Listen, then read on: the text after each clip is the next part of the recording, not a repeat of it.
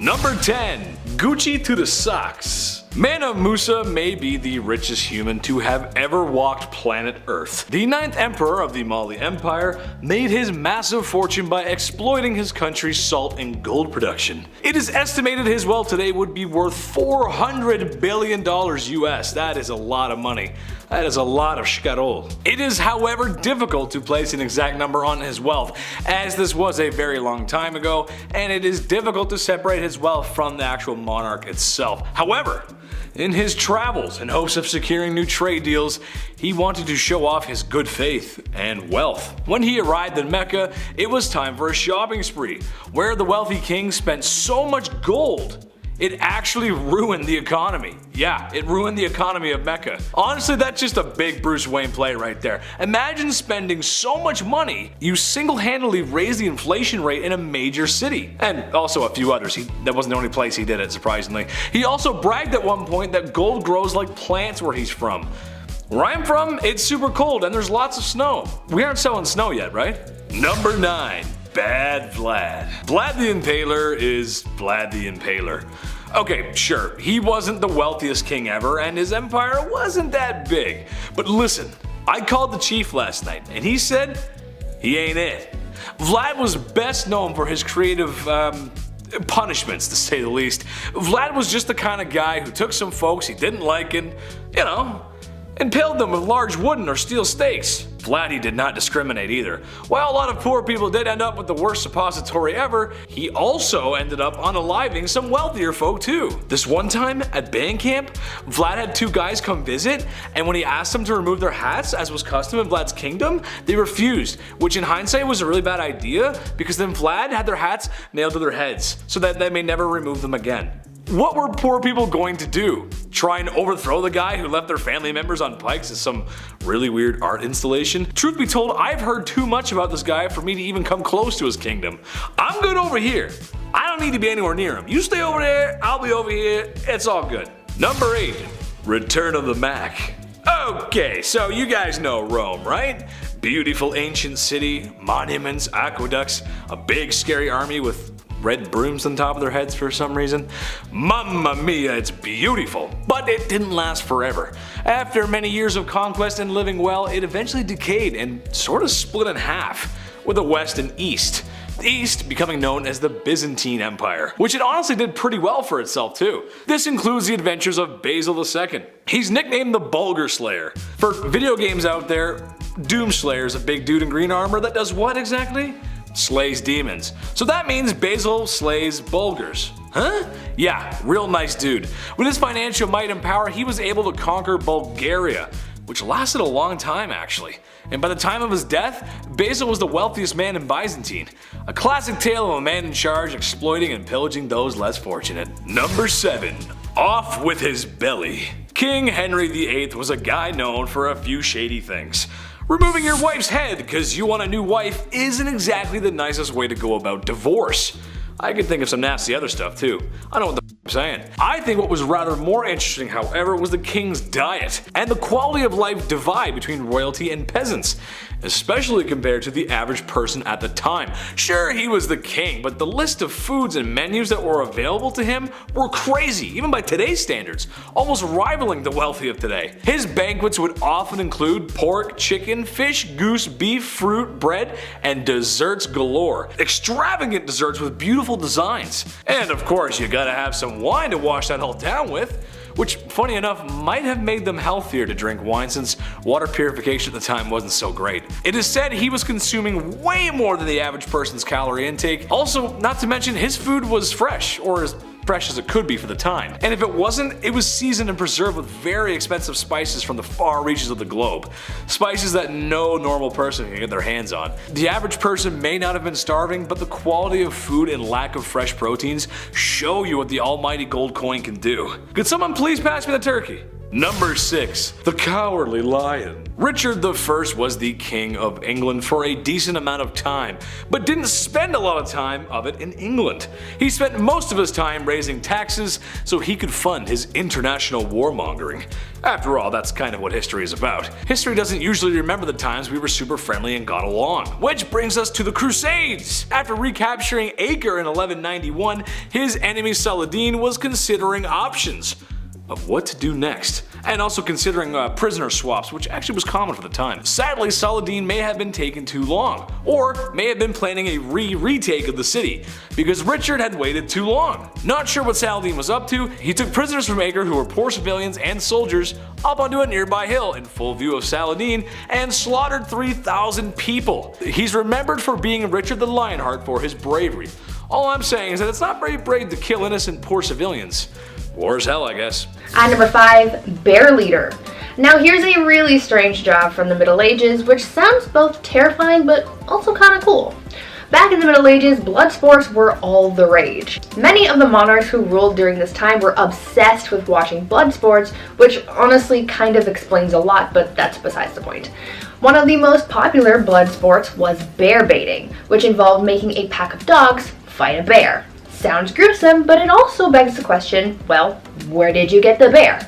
Well, that's where bear leaders came into play. For bear leaders, their whole job was to lead bears from village to village so that they could participate in blood sports. Now it sounds super dangerous because, well, we're talking about a big bear, but imagine how much of a flex that would be to say, yeah, I wrangle bears for a living. Like, how cool would that be? Now that's something to put in your Tinder bio. At number 4, the piss prophet. As we all know, medicine wasn't all that advanced in the Middle Ages. There were no actual doctors, and the people you would have visited if you were feeling unwell were the same people who doubled as barbers, so I don't know how accurate their medical diagnosis would be. In medieval England, people didn't really know much about health, and many people were known to get diagnosed based on their pee. Back then, they believed that the consistency, color, and taste of someone's pee could diagnose someone's ailments. The people who collected people's urine samples were called piss prophets, and they had their own criteria for determining what was going on in someone's body based on their urine. According to the piss prophets, if your pee was white, then it was the ideal color, and that meant that everything was working properly. If it was wine-colored, like blue or black, then it meant that something was very wrong. And if it was green, then you were basically on your last leg and you should probably get your will in order. Now, I'm not sure how accurate these readings actually were because medicine was basically non-existent back then, but they tried their best with what they had, I guess. At number 3, muckraker. In our last video about unusual jobs from the Middle Ages, I told you guys about a job where people had to clean up human waste with ladles and then transport it elsewhere to keep the town clean. But there's another profession along those same kind of lines that I'd like to tell you about. Muckrakers were the people who were responsible for cleaning waste off the streets in whatever town they were in. You see, back then, people kind of just disposed of their waste wherever they pleased. But since this waste, like human and animal excrement, rotting food, and entrails, had nowhere to go and kind of just sat around the streets, you can just imagine how disgusting that must have been. So that's where muckrakers came in. These were brave people who basically rode around town, collecting waste off the ground and throwing it into carts to then be transported out of the city. As horrible as this job may sound though, these people actually made a lot of money. Muckrakers could make in 11 days the same amount as another laborer makes in 6 months. Would you do this job if it made you rich? At number 2, arming squires. I've talked about squires in a previous list about medieval knights, and if you've watched that video, then you might be familiar with how unpleasant the life of a squire could be. At a certain point in their training, a squire would be tasked with basically being an assistant to a knight, and a lot of their assistance was guided towards the knight's armor and weaponry. In the Middle Ages, arming squires were given the task of maintaining the knight's armor. So this meant that they had to make sure that the armor was clean and properly attached to the knight's body. This job was so serious that sometimes the arming squire would have to run out into the battlefield in the middle of a fight to tend to their knight's armor, which meant that they were risking their lives for a couple hunks of metal. And finally at number 1, peer finders. Now I think this last job on our list must be one of the worst ones by far. We've talked about how people harvested leeches, cleaned waste off the streets, and stomped on urine-soaked wool, but imagine if your job was just to go around the town and pick up as much dog poop as you possibly could. This was basically what people called peer finders would do. Dog poop was essentially used as a drying agent by tanneries to make leather for bookbinding. This was a lot of people's full-time jobs, but imagine how crappy this job would have been. I'll see myself out. At number 10, we have blowing your nose in public. We are starting off strong because this was far more absurd than even I could imagine. For it to make sense, we have to start from the beginning. In 12th century Newmarket, horse racing made its debut, but didn't become popular until the 16th century, which is when it really started to gain traction. And that was when many laws surrounding horses were put in place. In Newmarket particularly, it became really big for business. So there were lots of horses and they needed to be protected in order for them to race properly at full health. One of the laws that was put in place was being unable to blow your nose in public because they didn't want the horses getting sick. Not only was it blowing your nose, but if you exhibited any other symptoms of illness while in public, it could have resulted in mild trouble or a fine. They did not mess around with their horse's health. At number 9, we have the ordeals. Punishment in the Dark Ages, whether it be non-consensual chiropractics on the stretcher or a hot pail and a couple of rats, it was seriously concerning. Well, up until 1215, if peasants were accused of a crime, they would have to go through an ordeal to prove their innocence. There were 3 different types of ordeals. There was ordeal by fire, where a person would carry a burning hot rod for 3 meters, then their wounds would be bandaged. They would sit and wait for 3 days, with the wound still bandaged, and when the bandage was removed, the state of the burn would determine whether or not they were innocent. If the burn was healing, they were innocent, and if they weren't healing, they were guilty. There was ordeal by water, which is where the accused person would be thrown into a body of water. If they floated, they were innocent, and if they didn't, they were guilty. The third ordeal was combat, where they would literally fight to prove their innocence, and if they didn't complete the trial, they were guilty. It was in 1215 where the jury system was introduced, which was far more humane, considering there was a lot of flaws in the ordeal process. At number 8, we have entering the House of Parliament armed. This practice began in the 13th century and was actually never abolished, so it is technically still active to this day. What happened was that Edward II had made a lot of people he was ruling very angry. So to avoid a peasant uprising with weapons and armor, and other things he couldn't fight back against himself, he enforced the law of being unable to enter the Parliament building in armor or while armed, because that was considered a threat to a higher-up, and was a punishable offense. It was also punishable to enter the Parliament building using force. So while the law itself has some logic behind it, it was put in place for all the wrong reasons, to protect a tyrant of a ruler, which makes no sense. At number 7, we have eating more than 2 courses. This one also has some logic to it, but still really makes no sense. In the Dark Ages, there were a lot of laws in place that determined what lower class townsfolk could and couldn't eat. This was put into place so the lower class couldn't resemble or live as lavishly as the upper class and royalty. It began in the mid-13th century and wasn't repealed until the mid-18th century. What the punishment was unclear, and there are no documented punishments for the act, but it was heavily frowned upon. The details of the law were that a regular man could not eat an excessive amount of meats and dishes that nobles were eating. A man must be limited to 2 dishes, with the exceptions for holidays like Christmas, where they were allowed to have 3 courses. Something else to note is that soup was considered a full course meal and not just a sauce. So if you were having soup, you had to choose your second course wisely. Thankfully, we don't have any laws like that today, because that would make family events really awkward. At number 6, we have scheduled baby making. Fornication is part of a human's animal nature. It's how we all came to be. But in the Dark Ages, there were only specific and dedicated times when a couple was allowed to go at it. because of religious laws. They were only allowed to do the deed on Monday, Tuesday, and Wednesday because they were required to start preparing for the church services on Sunday on Thursday. Saturday, it was allowed as well, but not everyone participated on the day because it was the in-between the preparation and the Lord's Day. Throughout the year, there were other lengths of time where it wasn't allowed, like the 47 to 62 days of Lent,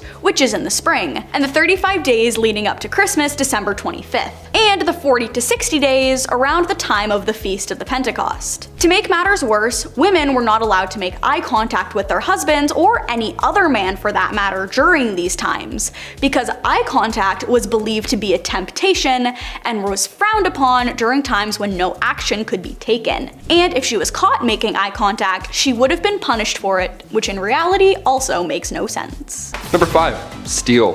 While it's next to impossible to prove your marriage to somebody, it was also pretty tough to catch a thief. No alarms, no cameras, it was literally like Assassin's Creed. You would just throw your hood up, grab an apple, hide it, and then sprint into the woods for 30 minutes and be like, yes, I got away safely. The markup for stealing was also pretty insane for the time, but it made sense. If you stole something worth half a mark in Danish-controlled parts of England, you would be fined 80 times whatever you stole. So you'd better be a track star. If you're still on that pie, you're like, I gotta go. My family needs this. Each ruler had a different way of dealing with theft, so you may have gotten off lucky sometimes. Not trying to promote stealing here, but I'm talking about a time where people would risk their life to steal a loaf of bread for their family, you know? Not just like pickpocket a blackberry. But again, sometimes depending on where you got caught, you would lose an ear or you would lose a hand for stealing a cranberry. Anything over half a mark often resulted in death as a punishment. So run fast. Number 4, blasphemy. When the Catholic Church was running the show during the Middle Ages, you better have been part of the God Squad, or else you're gonna join them, apparently. Thomas Aquinas wrote about blasphemy in the Middle Ages, saying that if we compare murder and blasphemy as regards to the object of those sins, it is clear that blasphemy, which is a sin committed directly against God, is more grave than murder, which is a sin against one's neighbor. On the other hand, if we compare them in respect of the harm wrought by them, murder is the graver sin, for murder does more harm to one's neighbor than blasphemy does to God. Yeah, that's what you gotta deal with if you went back in time. Good luck, hope you're religious. If you spoke ill of the church and had beliefs of your own, God forbid, pun intended, that was one of the most wicked crimes to date. If you were charged with blasphemy, your tongue was removed with hot tongs or pliers. Awful. According to the Old Testament, other punishments would include stoning or hanging. All because you said, I don't like him, I don't like that guy that does things. The way he's doing this, I'm hungry and I'm in pain and my family's dead, I don't know. Sorry. Blasphemy was common because you could accidentally do it, unlike stealing, you know? On my way to the studio today, I slipped on some ice, and let me tell you, if I was in the Middle Ages, I would have been charged twice before 9 a.m. Number 3, live in the city. Okay, you may grow up wanting to live in the big city, the Big Apple, the city that never sleeps. Whatever pulls you to the city, it would have been a lot different back then. Living in the city sucked. It was actually preferred to live in the countryside in the middle of nowhere. Like starving was better than this, really. If you were poor in the city, you had a short and nasty life. Cities were often built near rivers, but it didn't take long for said rivers to be full of sewage. Stinky water. I mentioned the plague earlier. Just like today, numbers pop in large cities, so if disease hit the town pretty hard. Just constantly wiping out these packed crowds over and over. And maybe you're a fan of the nightlife. Maybe you wish you were able to hit up these local medieval taverns, have a ye old IPA, ale, whatever the hell. It wasn't even that fun. Curfews were strict, and if you were caught outside of that curfew, the odds of your drunk self getting robbed would be pretty high. Also, cities had public bathhouses too, which sounds nice, but again, during the Black Death, maybe let's not take a dip today. Let's just wait. Let's just wait a week. Number 2, wear stripes. On Wednesdays, we wear pink, but we never wear stripes. Medieval Europe, if you were caught wearing stripes, maybe you're trying to make a fashion statement, you could literally end up dead. There isn't a gang of mimes that will silently take you out if you wear their colors. No, stripes in medieval Europe was seen as the devil's clothing. There are accounts of real people getting arrested for wearing stripes. That's it. Where and when this began, it's hard to pinpoint, but in 1310, in the French town of Rouen, a cobbler was sentenced to death because he decided to wear stripes that day. It was a big deal though. It wasn't a law that changed depending on what town you're in. It was bigger than that. In 1295, Pope Boniface VIII banned religious orders from wearing any type of striped clothing. So it wasn't like, oh, this town's cool, you can wear stripes here. It's like, no, you're the devil. Bye. And finally, number 1, witchcraft. Whenever we think back to the Middle Ages, it's hard to forget that we once would accuse others of being a witch. It's like 5 plus 5, I think that's 10. We're like, how did you know that? You're a witch. You're definitely a witch. They would accuse animals of witchcraft and wizardry. No better sous chef than a golden retriever, just mixing up some potions. To be fair, Air Bud played like 9 different sports, so I don't completely disagree on that thought. But cats? What's a cat doing with a cauldron? On the official list of victims from the Salem witch trials, 2 cats were accused as well as 2 dogs. If their pet was behaving strangely, it must mean that they're working with witches in the middle of the night. Nothing to do with the poison rye just all over the floor. It's for sure part-time witch. Villagers believed that witches traveled at night not by broom but by riding on the back of your furry friend. And it also wasn't just dogs or cats. They thought witches rode pigs, wolves, dogs, even turtles. Imagine a witch riding a turtle. I'd be like, I'm good, I'll beat you there. Even so, if you were convicted of being a witch, you had to confess. If you confessed to being a witch, your life was spared, and oddly enough, if you refused to confess, then you were executed. In the meantime though, being a witch and all, your head was being dunked in water, you were sleep deprived, these horrible torture methods were used until you were so broken that eventually you just admit to being a witch. You're like, fine, me and Air Bud, we witch it up, happy, and then you're fine. If you were suspected of witchcraft, you also had to get naked in front of all these creeps while they looked for the devil's mark. The devil's mark being a birthmark, or a mole, or freckle, blemish on the skin, whatever. All signs of making deals with the devil, apparently. This thing I would have gone to jail for sure for this one. I would have been dead for this, that's huge. Kicking off the list at number 10. Boiling. Whenever I get in a bath that's too hot, I think of the medieval times. I can't help it. I can't believe this was once a real thing. I get chills thinking about it. Either water or oil would be used for this ancient punishment. To die by being boiled, that was reserved for those who poisoned others. So if you have any vials of poison, toss it. Don't do it, man, trust me. In 1531, the time King Henry VIII was running the show, they made boiling a capital punishment. So poisoning somebody back then was equal to treason. Therefore, it was agreed you should be boiled slowly in front of like a room full of people. I would say that's the worst, but I know what's also to come on this list. Number 9. Water. Taking a step away from the worst physical thing one could possibly go through, let's take a look at how far the mind will go before it too breaks. Sensory deprivation is still around today. In fact, there's many who pay for it. Yeah, they lie in a dark tub full of salt, then they float and listen to Childish Gambino. It's a magical experience. Your senses are powerful, especially combined with water. So this dripping machine, this old water punishment, that was just all bad. You had ice cold water dripping on your forehead and your face over and over for hours and hours. Drops would be at different random times so you can predict it as well. My toes are wiggling while I'm talking about this. This is making me anxious right now. In medieval times, they would tie you down and then using a horn, a big ass funnel, they would pour 9 pints of water down your throat. So water is horrible in many ways.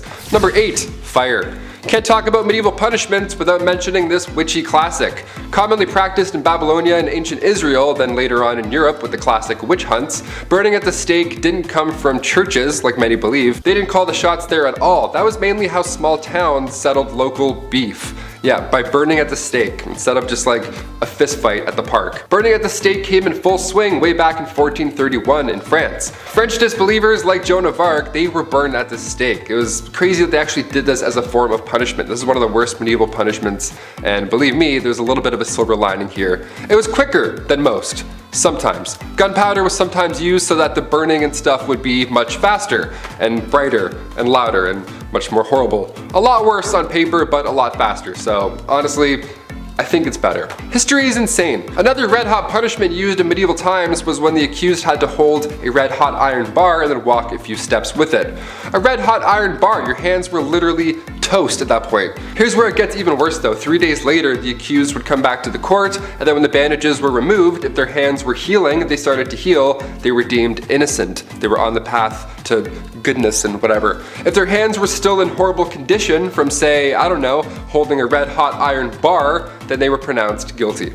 That's how the courts worked back then. Number 7, the rack. On to something not so hot and fast, but rather dull and slow. The rack is surprisingly well known. It was originally introduced to the Tower of London around 1420. The Duke of Exeter referred to this device as his daughter. What a weirdo.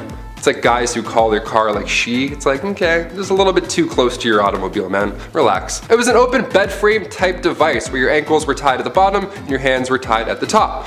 Already we're off to a horrible start. It was horizontal as well, and sometimes it was up. It was all bad. It would just leave you hanging by these ropes, and these ropes were slowly tightened more and more, obviously causing some problems to muscles and joints that were, holding things in place. This was done to extract information. This is also one of the worst things I've heard. Even getting tickled like this would be horrible. I couldn't even imagine. I make jokes because I'm uncomfortable. Honestly, hit that thumbs up to spread some good vibes because we're not even halfway done, folks. Number 6, molten metal. This was another form of capital punishment, and if you've seen Game of Thrones, it'll ring a familiar bell. A few of these do, actually. Yikes. Metal would be heated up in a cauldron for a long time to the point where it was liquid. It was molten metal, just a soup of minerals. Look, we said this video wasn't for the faint-hearted, and here at Bumblebee, we like to keep that promise. They would then pour the molten metal on your head, or more commonly known, they pour it down the throat of the accused. Obviously, it wasn't done as a method to extract information, it was done to brutally end someone's life. Because they're not talking after that, of course. Execution by molten metal was supposedly done to a wealthy Roman general, Marcus Licinius Crassus, back in ancient times. The metal would burn your muscles and skin, literally cooking it, and then after a few moments, it would harden. Bad, not good. Number 5. Groom of the stool. Nowadays, higher ups in the office, they have assistants, to grab your coffee for you. Maybe they answer some phone calls, keep the business running while you're off, doing your businessman stuff. Assistants are vital today. The groom of the stool, though, that was a bit much. We have some labor laws put in place now. I don't think we're gonna see any online ads opening for a groom of the stool. We'll see though, fingers crossed. It had good benefits. Back in the Dark Ages, this role was vital and respected. It was created by King Henry VIII, and this role was to assist the king, and specifically assist his bowel movements. You had a box that you carried with you at all times. That's where the magic happened. The dark magic happened in this box. You would literally follow the king around until he needed to go to the washroom, until he needed said box. Porta potties weren't a thing back then, and there's no way you're going to catch that king squatting in the woods. In fact, you wouldn't even catch that king wiping his own behind. That chore was also reserved for the groom of the stool. Yeah, lucky you, right? In this stool, you would have water, towels, a wash bowl. The whole setup would be in there. You're probably thinking, Taylor, which poor soul had to be stuck with this role? A prisoner? Somebody who lost their sense of smell, hopefully? No, only sons of noblemen could take on this role, and in doing so, they also gain access to every room in the castle, tons of clothes, any bedchamber furnishings, you name it. And of course, a high pay. Always helps. Thank God. That's maybe the worst job in history. Maybe. We're almost there, you'll see. Number 4, divorce lawyers. If you've seen Game of Thrones, you've heard of trial by combat. That was the norm back in the day. You fight for your freedom. That's great. But what about divorce by combat? What in the Mr. and Mrs. Smith is happening? Was this real? I can't believe this. If you and your significant other weren't getting along in the Dark Ages, instead of, dishing out thousands on couples therapy and signing all that paperwork and getting it done with and going your separate ways, no, instead they would battle each other, like combat. It was an organized event too. It had restrictions in place for the husband. It's pretty hilarious to think back on. Like the husband would have to stand in a hole with one hand tied behind his back while the wife ran circles around this hole with a sack full of rocks. A sack full of rocks. How intense is that? That's why you don't cheat in the Dark Ages, Lancelot, okay? Just take the barn, take the horse, take it all. I quit. Get me out of this hole. Untie me. Number 3, toshers. Toss a coin to your tosher. Here we go. This was one of the worst jobs back in the day, and it wasn't even a legal job. Shh, don't tell. If you don't any toshers, keep their secret, Early 19th century London, I know, a little more modern here, but definitely worth a mention. These toshers would spend all their time in sewers below London trying to find coins or valuables that have been just accidentally washed away. Yeah, they would just search for scrap metals, anything really that nobody else wants to go down and claim, or reclaim rather. It was worth the plunge as well. A lot of these folks would make around $20,000 a year. Just gotta do this a lot, and you're good. Number 2, dentist, doctor, surgeon, spy. Dentists were not a thing in the Middle Ages, Dr. Downer didn't politely tell you to floss more and then shake your hands while you're watching a show, getting a cleaning. No, it wasn't like that at all. They did have a barber. They had one guy, he did it all. A barber from the Dark Ages. Yeah, this appointment is gonna suck, my friends. Cavity, toothache, maybe you accidentally bit a rock, chipped a molar. They would only pull these teeth. That was the only solution. Barbers were responsible for cutting hair, pulling teeth, bloodletting, the classic 3-in-1 appointment we all have to do every month. Doctors were seen throughout history, and they've seen a lot of horrible stuff. Back in the 1500s, patients were walking in with an arrow sticking out of their legs. Yeah, instead of cutting the tip off and pulling the opposite way, the arrow remover would come in and then, cut into the injury, opening it more, That's always great. And then you would hold it open, and then you'd pull the entire arrow back out of your leg. Yeah, what a fun job. Or chest. Wherever the arrow went, you had to figure that out. This poor soul. And finally, number 1, the rat catcher. Another Game of Thrones classic. If you're a rat person, I know there's a lot of people who do like rats, like rat tricks, and they have like cool rat friends. That's awesome. I'm not one of those people. I'm not bashing you, but I am bashing this job. This would suck. First of all, rats as a medieval punishment was horrible. Where do I even begin with this one? This was one of the worst punishments for the rats as well. This is a 2-for-1 when it comes to pain. A rat trap involved a man being tied down to something, and then a metal enclosure would be strapped to his abdomen or chest. And then inside this enclosure, they were rats, and they were also like tucked away. And then historically, they would heat the metal enclosure, and the rats would panic and try and get out, and they would chew through the softest part, which in this case was your chest or abdomen. It was horrible. It was an absolute nightmare. But these rats had to come from somewhere, or rather, someone. As the name hints towards, rat catchers are one of the worst jobs you can have in, or rather out of a castle. It's an important role, you know, just like being a fool or a literal walking, talking toilet. There needs to be a chasseur de rats. Back in those times, rats and mice were the leading source of spreading disease, and with these castles being big and dark, there were probably a lot of them hiding. Black rats were a common household problem, so we need to get those out. So in comes the well-respected rat catcher. These guys would sometimes try new spells to get rid of the rats. Wasn't always helpful, wouldn't work. More often than not, didn't work. So poison powders were the next main trick here. Also, the Pied Piper, he was an OG. Historically, he would do a musical number to exterminate your pets. If anything, he should be getting a bonus. Any rat catcher, actually, today or back in the Dark Ages, you deserve a bonus, my friend. You're a brave soul. At number 10, water carrier.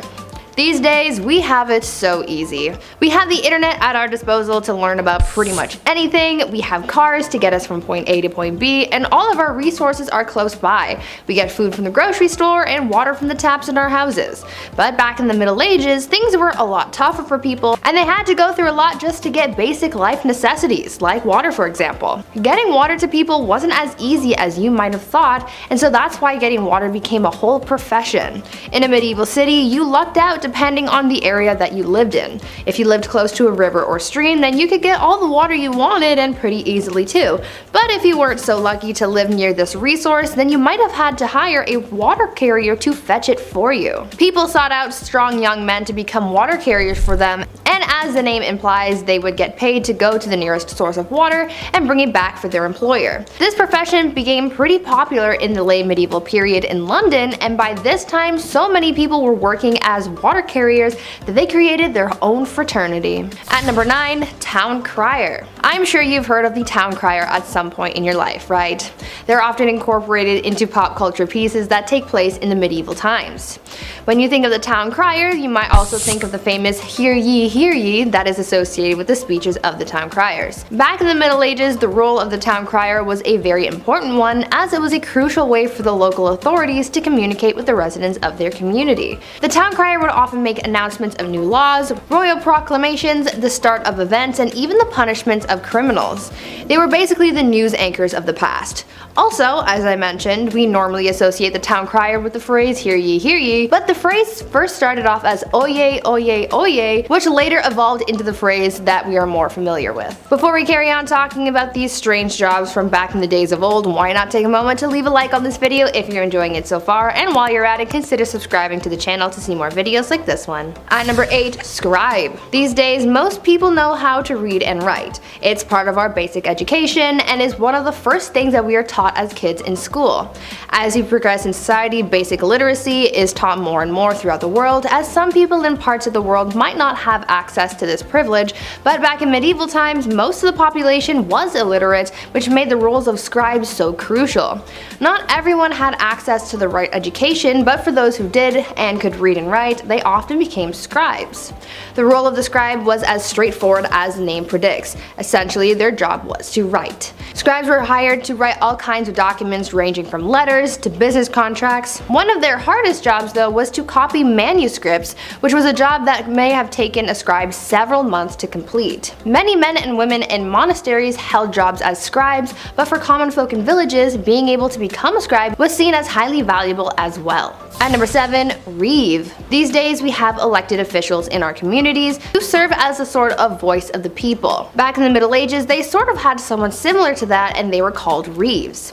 The reeve was something of a local administrator, and their job was to oversee the day-to-day running of a manor, as well as to solve disputes between the peasants.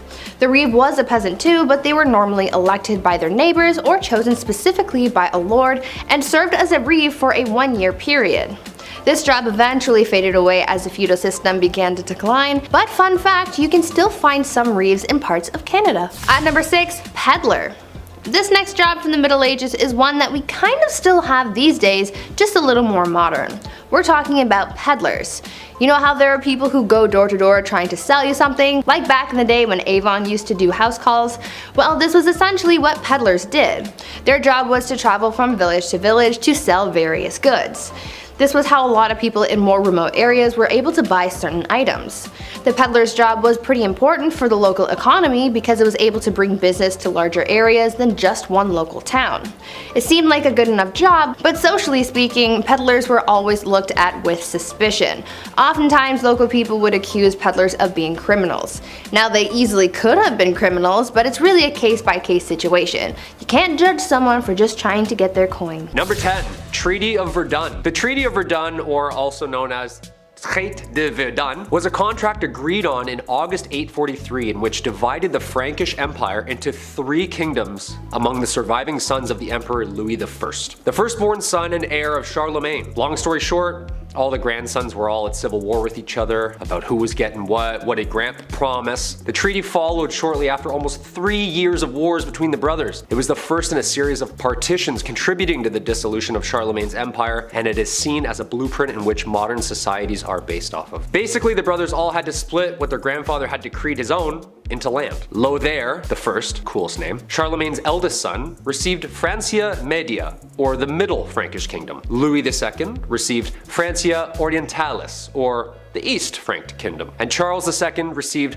Francia Occidentalis, or the West Frankish Kingdom. You and I both know the youngest got the most. Come on, I'm just gonna say it right out. Everyone likes to talk about the eldest son this and the eldest son that, but we all know the baby gets whatever they want whenever they want, don't they, huh? I'm looking at you, Taylor. Come here, man. It's true, man. The baby gets everything. Middle child?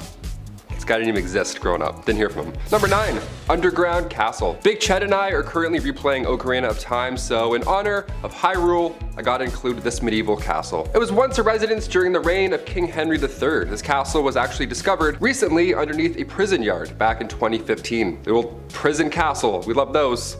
Shawshank Redemption 2, Medieval Edition. Super recent discovery. Archaeologists discovered walls of a castle underneath the basketball court in southwest England at a former prison. Yeah, dudes were shooting threes over top a kingdom and they had no idea. How amazing is that? This was the same castle that played part in the mid-1100s during England's Civil War. The castle actually fell later in the 1400s, and the prison was built on the grounds later in the 1700s until it closed its gates forever in 2013. And then we were shooting threes and then we discovered it, of course. If I was a ghost haunting these grounds, I would make every shot miss.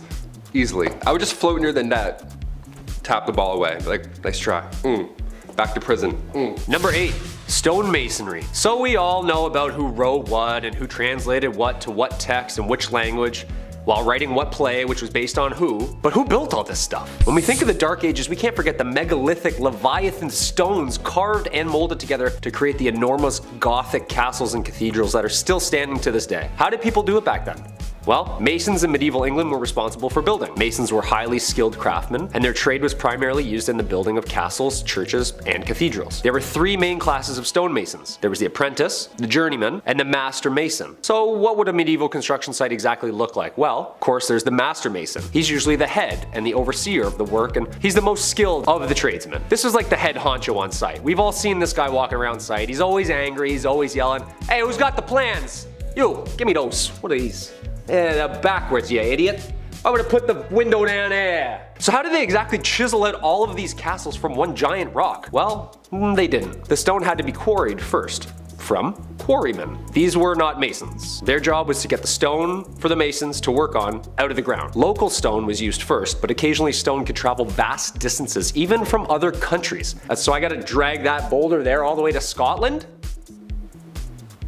okay? Some of the most beautiful architecture ever created can be still seen across Europe. The amount of time and skill it took for these people to have designed, constructed, and chiseled such megalithic sites still baffles me. I'd be trying to read the plan still.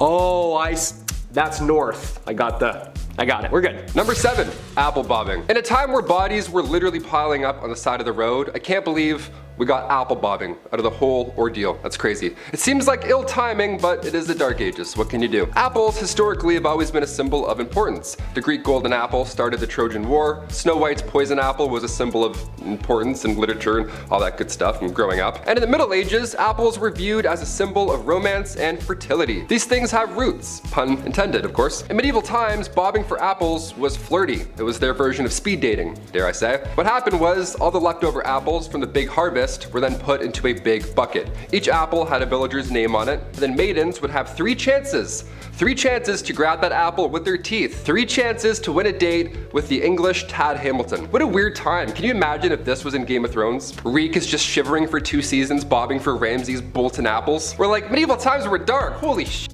Number 6. The feudal system, aka feudalism, was a form of structure system existing in medieval Europe in which people would work and fight for nobles who gave them protection and land in return. A social political system in which landowners would contractually bind tenants to exchange their goods, loyalty, and simple space for safety and comfort within the laws of those ruling. Basically, this is like our renter's agreement now. I'll give you a place to stay and some heat. You give me an unfathomable and overpriced amount of shillings for these extremely low ceilings. Yeah, talk about crooks, man. This system stayed in place for more than 1,000 years and managed to fizzle its way out of society somewhere in the 15th century. Not just anybody would ask to be signed to this deal. There was structure and there was order. There was a lord, aka the landowner, aka your landlord, allowing vassals, aka tenants, to rent the land by providing services, especially military services. Yeah, you can stay here, but once in a while we're gonna need you to dump a bunch of boiling water and over that wall. Is that cool?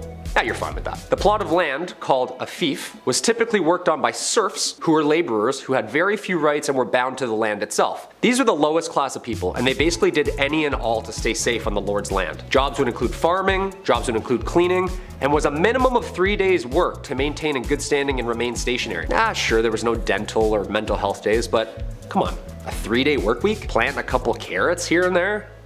It doesn't seem that bad. And having a crappy kid sucks even more so back then than now because of the baby gamble. Choosing, if a woman got to choose, to have a baby was a hell of a decision in the Dark Ages. Plagues, famines, messed up weather, just not the environment for it. Let alone women being regarded as morally weak and they weren't allowed to do things that modern women take for granted, like getting a job, deciding who to marry, having opinions, wearing pants. Your only 2 options were to become a nun or marriage. No work, no single living in the country, you get 2 options. And even if you weren't the most devoutedly religious, none was safer, if not a better option. Childbirth and pregnancies would kill 1 out of every 3 women in the Dark Ages. Compare that to today's maternity mortality rate as 1 out of every 0.028% of women. The fact that the female population now is significantly more equal in numbers to men in comparison, I think the choice is spectacularly easy. According to the Raven Report, childbirth in the Middle Ages and the Tudor period were so dangerous, royal women were encouraged to write out their last will and testament well in advance to giving birth. Just imagine adding that to the baby to-do list under decorate nursery and sew onesies. But on the flip side, some men weren't exactly capable of popping out babies, thus the impotence trials. Modern time has counseling, understanding doctors, and little blue pills. All sorts of resources to help men with that issue. But the Middle Ages? Whew, don't expect any real sympathy, not from wives or the whole community. Conjugal duties are taken hella seriously, partially because everyone was frisky and they're locked into having just 1 person for the rest of their life. And it wasn't just men who had the right to ask their partners to perform. Wives could also demand intimacy, and failure to provide, well, buddy, you're getting served. And many recorded cases of women being granted divorce due to their husband's impotency exist to prove it. And they were carried out in public. Whole Judge Judy style throwdowns to called impotency trials where accused man was expected to perform in front of the jury. To be granted a divorce, the woman had to prove her her man was unable to perform, which wouldn't be shocking when you have an entire village watching with bated breath, even if it wasn't an issue before. Don't worry, a dude could save himself the shame of an annulment by calling on special witnesses such as working girls or other women from the past who could attest his manly prowess. Any medieval lady capable of putting her husband through such a humiliating ritual was almost always from a wealthy family. Lawyers and expert physicians didn't come cheap, but at the end of the day, men were literally able to cut our faces off in public or throw us in a fire alive for not baking bread right, so guys, I don't really think you can complain about this too much. Laws like this are one of the many stupid details that could have you randomly imprisoned.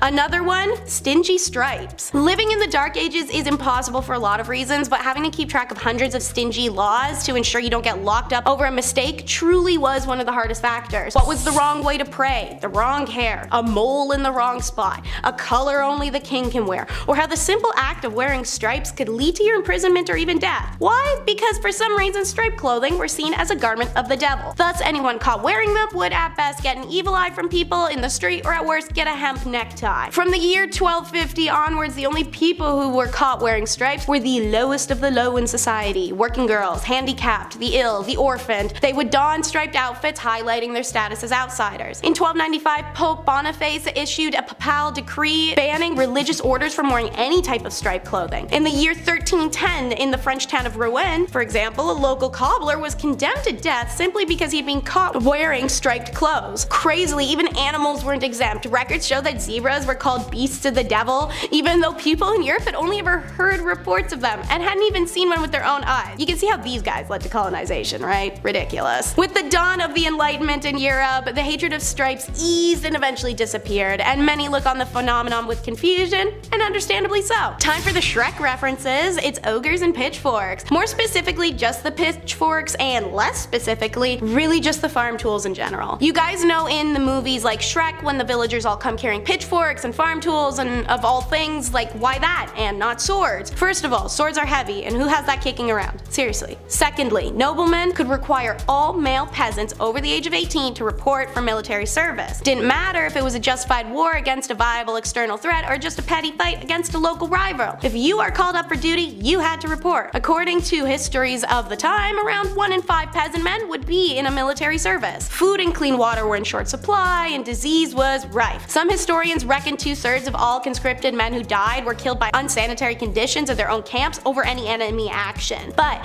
peasants were required to bring their own weapons. Moreover, they would rarely receive anything more than rudimentary training, so they're sent to war unprepared and ill-equipped. Thus the thought process, well, if this tool works on my farm, for this, it'll work for that. So, what really sucked about military service in medieval times is how little was in for it for you. These days, joining the military can be a way of learning a trade or generally improving your lot in life. Not so back then. Feudal lords were fearful of their peasants getting too powerful, so you're once a farmer, you're staying one. If a peasant soldier got too skillful on the field of battle, there were several cases of them ending up mysteriously dead. It's like getting a Journalist of the Year award from the CIA. And finally, it wasn't just living that was impossible, but death sucked too. Alright, so evidently, whether from this video, others, or general universal knowledge, Dark Ages was pretty grim reality to live in. It's short, dirty, desolate, and brutal. But when it wasn't short, it was somehow worse. See, anyone over the age of 50, which was a crazy age achievement at the time, was deemed elderly. Unlike other cultures existing at the time, elderly in Europe are not even close to revered or respected. You didn't get to retire, having to pay your own way and continuing to work until physically you simply couldn't. Then, yeah, after that, you're really just a burden. Your own kids are side-eyeing you and everyone's asking you why you haven't died yet. What's the big hold up here, guys? For many, death was the only real chance to escape from everyday hardships or working the fields and trying to get enough money and food to survive. And when that finally happens and you pass through and rejoin the energies of our earth, you will finally find your peace. Yeah, no, psych, that still didn't happen. According to some research in Europe during the Middle Ages, massive 40% of graves were disturbed. Now, this wasn't like grave robbing during the Enlightenment. There were no university medical schools paying good money for fresh corpses to study. Rather, most cases of grave disturbances were run-of-the-mill theft. Often people would be buried with a small selection of their possessions, perhaps a favorite cup, a locket, a stuffed animal toy, or other such trinkets. In tough times, even some dead person's mystery grave junk might be enough to tempt a broke thief to dig someone up. However, this wasn't always the case. There's some even weirder crap too. Archaeologists in England have found evidence to suggest that in in dozens upon dozens of quote grave robbing cases, rather than looking for objects, those responsible bound and gagged the dead bodies and then left them like that. It seems like they're fearful of restless souls, or perhaps of the undead rising again. Who knows, they had a lot of problems back then. At number 10, watching consummation. Back in medieval times, depending on the century, weddings either meant a lot or meant nothing at all. If it was the early medieval age, then no one really gave a hoot about marriage, and I'll get to that later. But later, in the medieval age, marriage became a holy sacrament, and this sacrament had to be consummated. On the night of the couple's wedding, they would do the good old brown chicken, brown cow, boom boom pow, OMG wow, which could have been a positive or negative experience depending on circumstance, but it was also a little weird because there would be people watching it all happen. That's right guys, after the ceremony and reception, people would follow the bride and groom up to the bedroom and be like, hey Joe, grab the popcorn, we're watching the live showing of 50 Shades of Grey. And Joe would be like, yo bet, and then that's exactly how it happened. Anyways, this was all done so that there were witnesses to the consummation, so that the marriage's validity could be backed up. So if anyone tried to deny that their marriage was legit, Joe with the popcorn would be able to back up the bride and groom and confirm that everything happened. Kinda kinky, kinda weird. Number 9, dowries. Today's weddings are so insanely expensive. I don't know if it's ever gonna happen for me, for that reason alone. But, you know, they kind of replaced the dowry altogether. But what was a dowry? It was a set of assets, money, material, goods, real estate that would be given to the groom once the couple united. The purpose of the dowry was to entice a groom to marry the bride if he wasn't already attracted to her. A kind of, we will pay you to marry our daughter kind of vibes. But it also acts as a kind of insurance for the bride. Should the marriage end in divorce, the husband is expected to pay it back. So yes, there were indeed take-backsies if things got really bad. Though considering divorce and annulments were rare and the money really never belonged to her, not the best rule to live by, but the groom would also pay something called the bride price or bride wealth. The groom was expected to pay a sum either in assets or money to secure a lady's hand in marriage. This implied security for the bride and their family. But yes, in both accounts, technically, a bride could be bought and sold for whatever price the family/groom deemed appropriate, so really just a marriage pawn. On number 8, shotgun wedding. Marriage and weddings back in the medieval ages were practiced very differently compared to today. Back then, people started getting married and having kids very, very young. Usually, girls would be married off as soon as they hit puberty, so around the age of 12, and they would start popping out as many spawn as possible because the high infant mortality rate made it very difficult to grow a family. On top of the duty to further the population, these marriages weren't for love. Arranged marriages were the norm back then because it was mostly used to join families for status or alliances, or because your dad owed Billy from down the block a favor and he offered you to his son Billy Jr. Marriage ceremonies were also very different back then. Because marriage wasn't as big of a fuss as it is now, it didn't matter where you got married or how soon. You could get engaged in the morning and be married by lunchtime if you really wanted to. Most people didn't need permission to get married, so they could hold the ceremony anywhere. Marriage ceremonies could be held in places like pubs, in the middle of the street, or even in bed. Because of this, it made it really hard to know who was married and to whom until the 12th century, when it was declared a holy sacrament that must be observed by God. Number 7, no objections. So obviously, with a lot of people marrying willy-nilly, a lot of marriages mostly made people miserable. Maybe. Enemies to lovers is my favorite book trope, so who knows how spicy things actually got. I hate you, I love you, next day, I don't know. But the famous line, speak now or forever hold your peace, only got introduced in 1215 to try and flesh out drama before they couldn't go back. In the Middle Ages, drama, discovered after marriage vows were exchanged, caused major problems since divorce wasn't easy or, you know, accepted. We will get to that later. For instance, Joan of Kent, who was known for marrying Edward the Black Prince and mothering Richard II, had a secret marriage when she was 12 years old. She didn't get approved. In her early teens, she was married to an aristocrat, but the secret marriage was discovered after 8 years. The papal court had to overturn it and return her to her knight. He died 11 years later, and it was after that that her cousin Edward married her. Wouldn't it have been nice to know that little detail before she married the aristocrat guy? Yeah, probably would have saved a lot of heartbreak. Hence why the speak now or forever hold your peace was introduced. At number 6, Shoes! Back in the days of old, shoes were apparently a huge staple in society. They were pointy and weird and expensive and complicated and were even integrated into marriage practices. During the wedding ceremony, it was a tradition for the father of the bride to take one of the bride's shoes and give it to the groom. The groom would then tap the bride on the head with the shoe in a token of his authority. But the shoe traditions don't stop at bopping people on the head like little bunny foo-foo. You know how these days there's a tradition of throwing the bouquet at weddings, and apparently whoever catches it is the next to get married? Well, that tradition sort of came from the medieval tradition of throwing shoes at weddings. Instead of throwing flowers, brides would throw shoes at their bridesmaids to determine who was next to walk down the aisle. Now this whole bride throwing things idea has failed me before because I caught a bouquet once and I'm as single as ever, so maybe someone needs to chuck a shoe at me or something this time. Please. Number 10, beauty sleep. When you go to bed at night, ideally you want 8 hours. Me, personally, I'm lucky if I get like 6. I don't know, I'm like a child. I'm restless at night. I'm kicking around, I'm making weird noises. It's insane, it's problematic. Maybe I should see someone. If this were medieval times, however,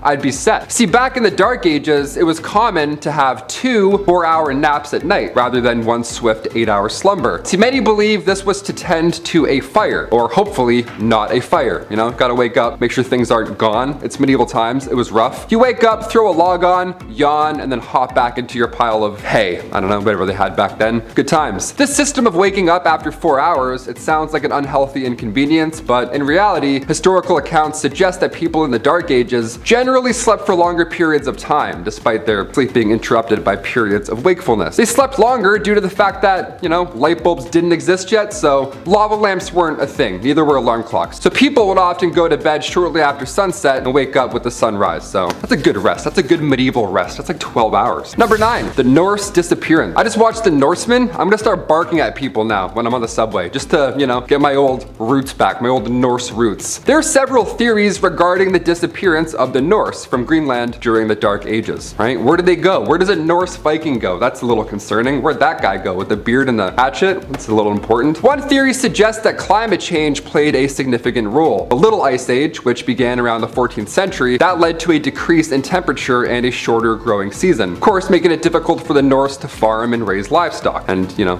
have that big mighty beard and eat good. This could have resulted in a decline in food production, leading to famine and ultimately the collapse of Norse settlement. Another theory suggests that the North were unable to adapt to the harsh conditions of Greenland. The Norse were used to living in more temperate climates, and the extreme conditions of Greenland could have been too difficult for them to endure. They were a little too hot for comfort. Finally, there's a theory that the Norse were driven out by the Inuit, who had been migrating into Greenland around the same time as the North. So a little bit of a beef happened there, a little West Side Story with Vikings, if I may. The Inuit were skilled hunters and fishers, and their presence could have put pressure on the North settlement, ergo war. But it's likely that the combination of these factors contributed to the disappearance of the North altogether, so exact reason, that's still a mystery. I vote the Inuit though. There's probably some beef. There's probably some settlement beef. Number 8, Green Children of Woolpit. Now this is a medieval story that tells the tale of 2 children who randomly appeared in the village of Woolpit in England, but they showed up with green skin and they spoke an unknown language. So aliens confirmed, for sure aliens. I wouldn't even open that door. The children were taken in by a nice local landowner, and although they were initially very distressed and refused to eat any human foods, they eventually adapted to their new surroundings. Again, green children, didn't speak English, aliens. Reminder. The boy eventually learned to speak English over time, and he explained that he and his sister came from a land where the sun does not shine and everything was green. Yeah, it's like Avatar 3 going on. Something's going on out there. Sometimes the grass is greener on the other side, but sometimes the people are also green. That's fun. That's a fun little bit. Bunch of incredible Hulks in a place where there's no sun. Sounds nice and warm and welcoming. Lovely. Let's find out more. The origins of the story, of course, remain a mystery, with various interpretations ranging from folklore to my personal favorite, extraterrestrial encounters. Love aliens, love that. Grew up watching Signs. You tell me in the comments, did this happen? Are these aliens? Were these just random children? Is this all bullshit? Who knows? Number 7, Shroud of Turin. The origins of the Shroud of Turin, a piece of cloth that bears the image of a one Jesus Christ, a crucified man, shrouded in mystery it seems. According to tradition, the shroud was used to wrap the body of, again, one Jesus Christ after his crucifixion, and many Christians believe this right here to be the burial cloth of Christ. I pointed like I actually have it here. I don't have it here. I wish I did. That would be great. We get a lot of likes, but no, it's over there. However, its authenticity is the subject of ongoing debate, of course, because I mean, who really knows? The shroud first appeared in historical records in the 14th century, and it's been housed in Turin, Italy, since the late 16th century. Again, that's a pretty mighty piece of cloth right there. Next national treasure. Nicolas Cage has to grab that and put it in his pocket like a cowboy. Number 6, John Cabot's fate. John Cabot, he was an Italian explorer who sailed under the English flag, and he's known for his voyages to North America in the late 15th century. His final voyage in 1497, this was intended to establish English trade and settlements in the New World. But Cabot, he set out with a small fleet of ships from Bristol, England, and he sailed along the eastern coast of North America. However, something happened. He encountered difficulties, I guess one could say, including rough weather and a mutiny among his crew, which is much worse than a storm, I would say. And his fate remains unknown to this day. That rhymed, Dr. Seuss, love it. Some historians believe that Cabot may have perished at sea, while others speculate that he may have made it back to England and then died there. So, how did he go? Was he eaten? Who knows? Who really knows? Number 5, the moss. I ain't gonna come in here and tell you I know what it's like to be a woman or pretend I understand. There's been lots of great photos of humans that have been taken throughout history, but one that we miss for sure is when I was a kid and I learned what happens to women on those special couple days of every month. Not shock, just confusion. The look on my face, it was priceless. I wish y'all could have seen it. We got things mostly figured out now though, but think about the past. Medieval times, not an understanding time for ladies. There were just no products to help in that scenario. So, have you ever wondered what they did? I did. Weird thing to think, I guess, but oh well. Moss pads, yeah. Take some moss, you wrap it up in a cloth, bada bing, bada boom, now you're in business. Which actually is really smart when you think about it. I never would have thought of that, but I'm a dude, so I wouldn't think about that. I don't think about those big thinking thoughts and things sometimes. I'm just a big dumb guy. Number 4, witch hunt. This is also a time where if a woman speaks out of line, or does something to upset the feng shui of things, there's a good chance she will get labeled a witch and burned at the stake. This was becoming an issue because, well, it was becoming a witch hunt, meaning anything that was slightly not cool or basically anything people feared or disliked could be labeled witchcraft, and thus likely an innocent woman would be burned at the stake. I mean, it sounds like they had it down to a science, really. Woman does something crazy, we'll bring out the charcoal briquettes. No, see, that's not right. It's not like they could have done this amazing thing called investigate. You know, see if the woman was actually innocent or the claims that she was a witch because she wants to be paid a fair wage like a man. Doesn't really sound like witchcraft to me. Maybe don't be so hasty to bust out the pitch and torches. That's all I'm saying. Number 3, you gotta do what you gotta do. I know what it's like to be down on your luck. Trust me, it sucks. It's not fun. But you budget, save, and work hard. You'll be back in the black before you know it. Women of medieval times got up and went to work. The kind of work a lot of women were forced to do because of circumstances. The oldest profession in the book, selling booty. It's been happening since day one and it won't be going anywhere soon. Now, I'm not here to condemn that kind of work. And funny enough, in medieval times, it was considered to be an actual profession. I just feel if you're gonna be in that line of work, it should be your choice. I'm a Las Vegas kind of guy. I love gambling, boozing, and the freedom to do what you want after strolling out of a casino after too much drinking and gambling. If you know what I mean. Sometimes you gotta do what you gotta do to make the bread, and they just had to do what they had to do. And that's it. Number 2, hell hath no fury. Princess Olga of Kiev was a prime example of hell hath no fury like a woman scorned. Long story short, her husband was torn apart by trees. Some gruesome stuff. It was actually, if you look at it, it's not nice. So like the Sith on its worst behavior, she plotted her revenge. When 20 men she deemed were all responsible for her husband's passing were coming into town, she had a large ditch dug where they were buried alive. That is so heinous. I can't even. She then extended a welcome to more of the men responsible. When they arrived, she invited them to wash up in her bathhouse, where she had the doors locked and the place torched, like it was a witch hunt or something. Just had them cooked, just cooked them up. But I mean, they burn women, so why not? Why not cook some dudes? Okay. Number 1, honestly, who throws a shoe? If you've ever been to a wedding, then you've probably seen the bride throw a bouquet of flowers to waiting bridesmaids and other lucky ladies. Because the lady who catches the flowers is the next woman to be swept off her feet and to be married. Put a ring on it. Kind of ending on a wholesome note here, which is kind of nice, but it's still a little messed up. Hear me out. In medieval times, it wasn't flowers, it was shoes.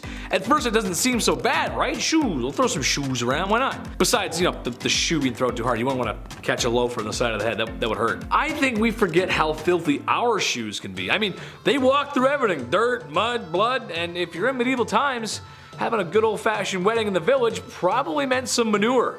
Eek. Well, I'm all about tradition, but maybe we could throw the flowers instead. They just smell better, and you know, there's less poop.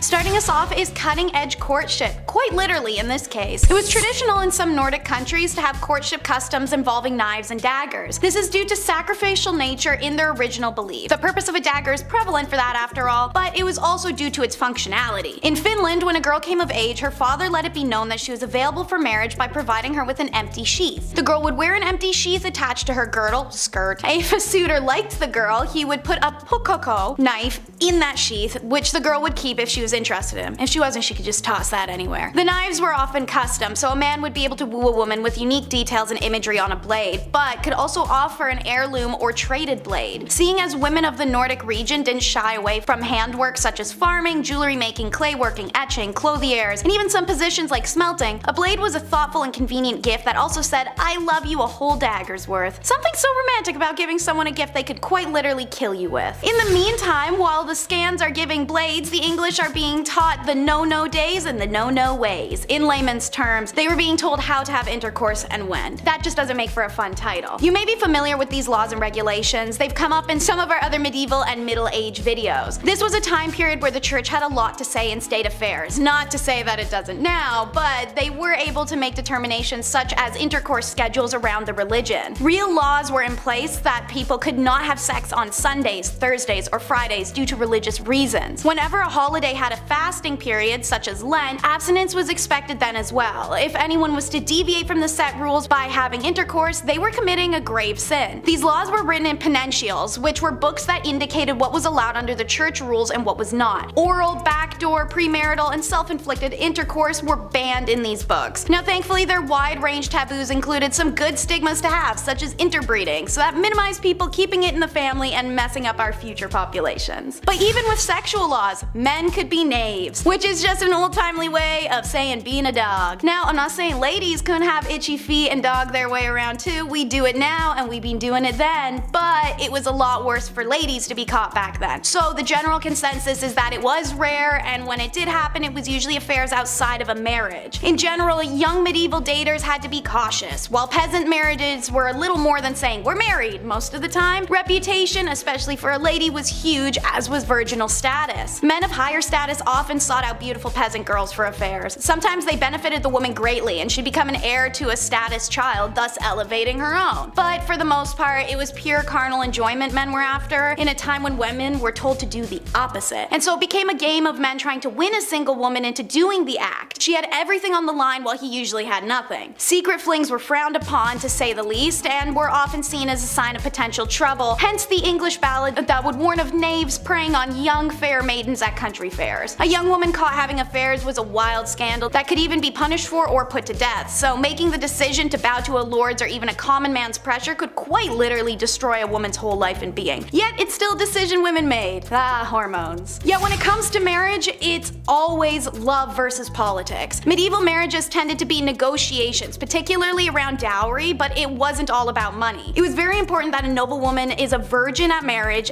purely out of pragmatic reasons. Marriage, after all, was an alliance union of two families that required healthy and admirable legitimate children to be truly locked in. It's for this reason, as well as the violent men in society, that the church's laws stated that the degree of pressure to encourage a marriage could not sway a constant man or woman, aka no forced consent. What was forced, however, was up to debate, so don't be too proud of them for having that law in place. A woman was able to call off her marriage up until it occurred for this reason, as was a man. Should this occur, dowry was either returned in full or only partially as a fee for the failed union. Alongside this was the courtly love direction romance and marriage began to take in the mid-ages, during a Shakespearean and theatrical influence. Marriage started to become idealized. We'll circle back to how this affected people later, but lower classes consistently did marry for love, since there's little to be gained materially from marrying for them. For most part, there was no official ceremony. That the social level marriage was more like, hey, we're married now and living together. By 1400 AD, there were actually many laws decreeing marriages needed to start becoming a public affair,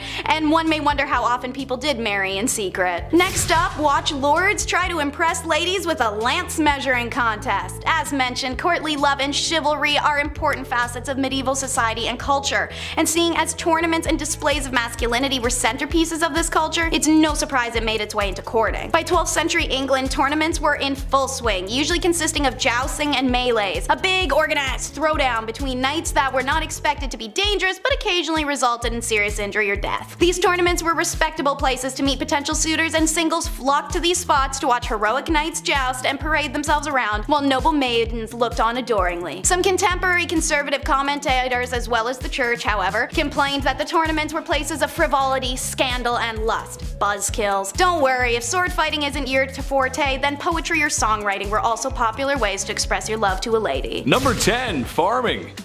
In a world with a lack of food, not because I ate it all, which is honestly a good reason, peasantry had to work on their farms, not only to feed the rich, but also themselves.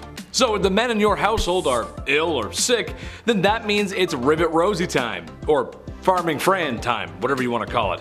I don't need to tell any farmer out there how tough their job can be. Being a medieval woman farmer, that's tough. Also, they probably weren't allowed to wear clothing that was more suitable for plowing fields. And of course, there's a woman trying to do a man's job. How dare she? People just should have let them be. There's a good chance the crops wouldn't make it either. A green thumb would have come in very handy. A tough job nonetheless. Number 9. Beer Maiden. This one goes out to any woman who's ever had the pleasure of working at a certain restaurant that's fixated on women's chests. You know the one I'm talking about. Or any woman who had the absolute pleasure of working at a golf course clubhouse. Keep your mitts to yourself, you filthy animals. I can't imagine the bar maidens of ye olde times had better luck. There really aren't a lot of laws to protect them either. But basically, they helped serve ale in the taverns and inns, which brought in all kinds of unsavory types. Mind you, it's not as bad as it would be in Skyrim or, other fantasy RPGs, but it's still a sour bunch.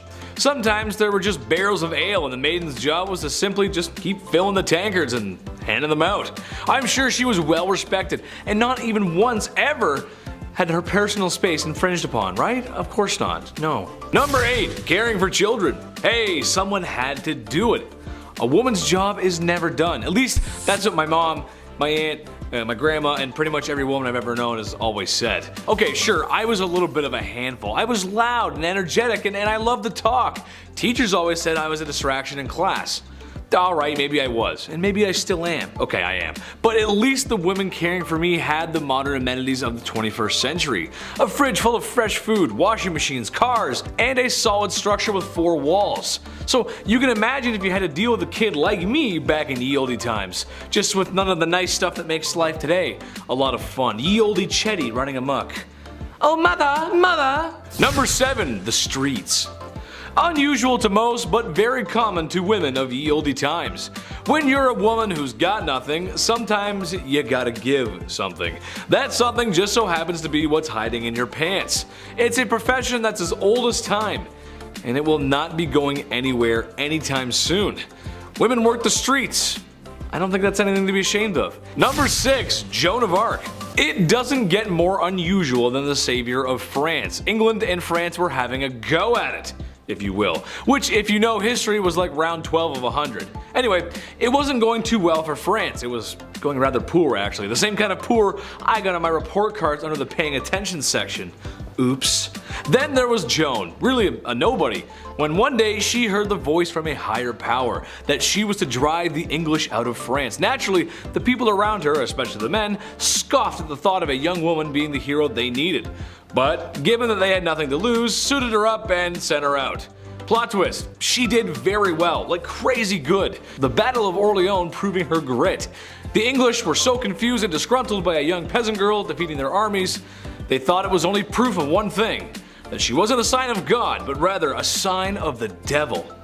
How dare a woman beat us that's man stuff. You can't do that. Number 5, Agnes Sampson. And now back to the dark stuff. This one's not as great. Turning the clocks now to 30 years after Mother Shipton, the general public isn't always so easy when it comes to clairvoyance. So around 1590, when King James VI, when he was ruling Scotland, this was an important time because the lovely Anne of Denmark-Norway, his wife, she was very much opposed to black magic or all that voodoo. She wasn't on board at all. During one commute back to Scotland, for example, the couple barely made it through a fierce storm. So King James VI, he was now convinced, because of his wife, that the storms were an outcome of black magic. Yeah, a witch cursed their commute. All because of a storm, they thought this, imagine that. So they charged one Agnes Sampson. The king and the queen all believed that these witches attended a coven on Halloween night, and that's what happened with their commute. So she was held prisoner until she confessed. And then at that point, she finally met her horrible fate. Her nonsensical, horrible fate. Number 4, plague bearer. Okay, if you think your job sucks, hear me out. The hot summer of July 1665. Okay, what do we do with all these poor souls who have been hit by said plague during the Dark Ages? You can't just hide them all in the catacombs this time, right? We can't just hide them in a random place. We don't have that. So a plague bearer is the person that you need. Church wardens would organize burials. This was a normal thing back in the 1600s, but when the plague hit, they had to change things up a bit. Now things were a little bit dangerous. If somebody had the plague, these guys would be responsible for transporting them far, far away and then burying them. Plague bearers, that's crazy. A church would then house these plague souls far away from society. How grim is that? All because you got sick. But I mean, that's probably a good thing, all things considered, you know? Because anything we learned in the past couple years, it's like, oh yeah, things spread. Just a little bit, including misinformation. Haha. Number 3, medieval barbers. A barber from the Middle Ages. Yeah, that title alone gives me the chills. If I have a toothache, I'm telling no one. That appointment's gonna suck, okay? Cavity, toothache, maybe you accidentally bit a rock, chipped a tooth, whatever. They would only pull it. Worst case, best case, your teeth are getting pulled no matter what. Yeah, barbers were responsible for cutting hair, pulling teeth, and bloodletting. The classic 3-in-1 appointment. Get it all done in 40 minutes or less. There you go. Keep the change, good sir, and a thing of ale. There you go. Get drunk, pull my teeth. Middle Ages. Back in the 1500s, patients were walking in with an arrow sticking out of them, right? Instead of cutting the tip off and then pulling it the opposite way, the arrow remover would cut into the injury, open it more, which would suck, and then it would hold it open. And then the barber would come in and then pull it out in his own barber way. Whatever his qualifications were, didn't really matter. If he was a barber, he was also pulling arrows out of your back. So you would go in for a toothache and then you would leave with an amputated foot. You never know. Medieval barbers sucked all the time. Number 2, the ducking stool. This next one requires so much effort. I can't believe this was a real thing that real people did. The ducking stool was made to punish women involved in sexual activities. How dare they? How dare thou? Men were punished too, but if we know anything about history, it was mostly women who had to put up with all of this shit. There was the first standard ducking stool, so women would have to, sit in this chair, strap themselves down while sitting outside their houses or, whatever. They get carried down the street. Humiliation at its finest. That was the main key here, where you'd, come out and go, shame, shame for 46 minutes and then go back inside. That was your day back in medieval times. They had sex. Can you believe that? It's disgusting. Let's take the day off work and embarrass them and make signs. The second version of the ducking stool was essentially the same thing, only it was then dunked into a river over and over again to cool her immoderate heat. Yeah, we gotta cool these witches down. Great. I wonder where all these people, did they not realize where they came from? This is the dumbest shit. At least that's what French writer Francois Maximilien Mission says. They should cool off all of those angry villagers instead. They should dip them in the river. They're the ones burning with rage because somebody over here is getting some and they're not. Number 1,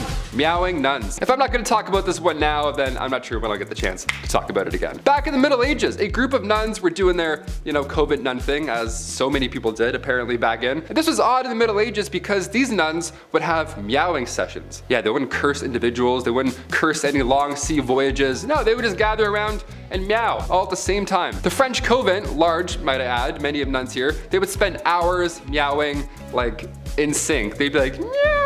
It would annoy nearby civilians so much that eventually soldiers had to come in and just beg them to stop. They're like, please stop meowing. I don't know why you're meowing, but please stop. For most of these cases, most likely not witchcraft. This one here with the meowing nuns, I don't know. I think that was actually, something was afoot. That was actually a curse.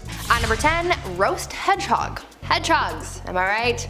They're cute little spiky balls of fun, and they make pretty good pets too. They're so cute that you would never want anything bad to happen to them, right? Well, if you lived in the medieval ages, you might beg to differ, because while today we see hedgehogs as these lovable little creatures, back then they were nothing but something to feed your family for dinner. Sorry to anyone who owns a hedgehog. Yeah, hedgehogs were a delicacy back then, and there's even a record of a common recipe for them. In the olden days, when someone was looking to cook up a hedgehog for dinner, you would first have to unalive it, and then gut it, tie it up, and wrap it in pastry. Apparently, if your hedgehog wouldn't unroll after it was taken out, so to speak, you would just have to simply boil it in water and continue the preparation process. Apparently, back then it was believed that eating hedgehogs helped with medical conditions like throat inflammation and leprosy. Not really sure how effective that was, but it was still a thing. At number 9, porpoise pottage. During Lent, people weren't allowed to eat meat. Normally, people would substitute fish into their diet during this time, but if you were one of the wealthy,